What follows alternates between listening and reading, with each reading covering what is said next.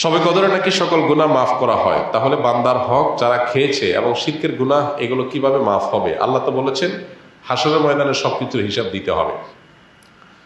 শবে কদরে সব গুনাহ মাফ হবে, কিন্তু বান্দার হক তো মাফ হবে না ভাই।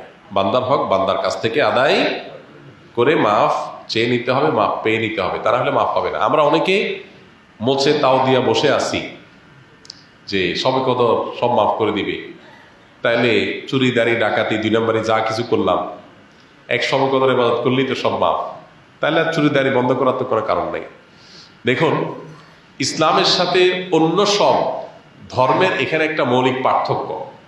খোদ ইয়াহুদিরা, আল্লাহ কোরআনে তাদের সম্পর্কে বলেছেন, ইয়াহুদিরা বলে লান তামাসসানান নারু ইল্লা আইয়ামাম মাদুদা, তারা বলে আমাদেরকে আগুনে জাহান্নামে কয়েকদিন থাকা লাগবে, এরপর আমরা জান্নাতে থাকবো।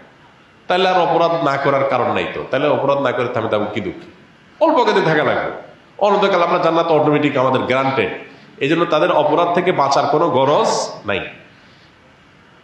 খ্রিস্টানরা মনে করে ঈসা আলাইহিস সালাম তিনি শুলে চড়ে, যদিও তিনি শুলে চড়েন নাই কোরআনের বর্ণনা অনুযায়ী, তিনি আত্মাহুতি দিয়ে আত্মত্যাগ করে আমাদের সমস্ত পাপের দায় তিনি নিয়ে নিছেন। এটা কারা মনে করে? খ্রিস্টানরা। যেহেতু আমাদের সমস্ত পাপের দায় উনি নিয়ে নিছেন, অতএব আল্লাহ আমাদের আর কিছু করবে না, আমাদের পক্ষ থেকে আমাদের নবী নিয়ে নিছে সব। এই জন্য তাদেরও কোনো পাপ না করার ব্যাপারে কোনো গরজ।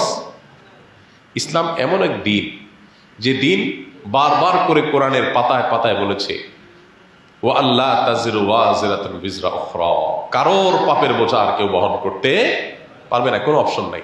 তুমি পাপ করছো, তোমাকেই পেতে হবে। এই জন্য একজন ইমানদার পাপ করলে সেটা প্রায়শ্চিত্ত করতে হবে। আপনি পাপ করবেন, অন্যরা শবে কদরে আপনারা মাফ করে দিবে, জি না, শবে কদরে আপনার ছোটখাটো গুনাহগুলো মাফ করে দিবে, কিন্তু আল্লাহর কাছ থেকে বান্দার হক নিয়ে মাফ পাইতে হলে তারটা তাকে ফেরত দিতে হবে বা তার কাছে মাফ চেয়ে নিতে হবে, তারপর আল্লাহ তাআলা মাফ করবেন। অতএব এ বিষয়ে যেন আমাদের ঘাটতি না থাকে।